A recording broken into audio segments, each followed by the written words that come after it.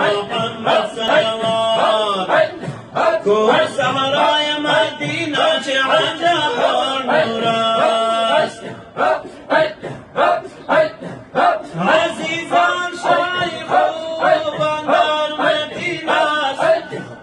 عزیزان شیخ خوبان در مدینه است دوای درد مردان در مدینه است مدینه سرزمین